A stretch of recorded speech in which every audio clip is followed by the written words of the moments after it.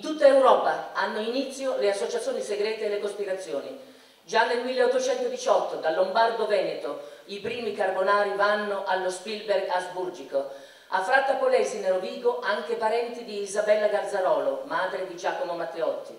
E il conte Orboni, Antonio Villa, Don Marco Fortini, i tre fratelli Monti, Felice Foresti da Ravenna, Adeodato Ressi da Cervia. Allo Spielberg nel 1820 da Ferrara va anche Antonio Solera, padre di Solera Temistocle, il librettista di Verdi.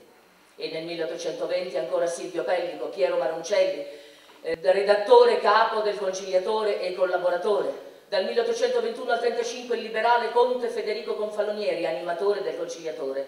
Teresa Confalonieri, la moglie, lo seguirà abitando davanti al carcere.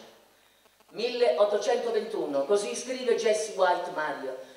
Le donne lombarde cospiravano argute e audaci nelle graziose ville sui laghi o ai monti di confine ove pareva villeggiassero tranquille. Esse tenevano nascosti, travestivano e trafugavano i perseguitati.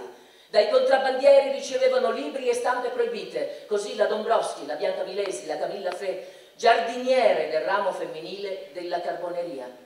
Così anche a Milano la madre di Agostino Bertani, futuro organizzatore delle 5 giornate accanto a Carlo Cattaneo, ufficiale poi medico di Garibaldi.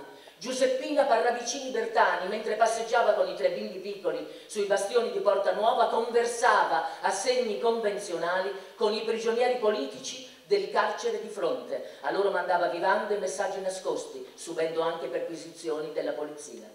A Napoli, tra le prime donne carbonare, Cecilia De Luna scrive: i liberi muratori, i generosi carbonari che tanto operano per la patria, non permetteranno che le loro sorelle restino serve come prima, nella comune servitù domestica.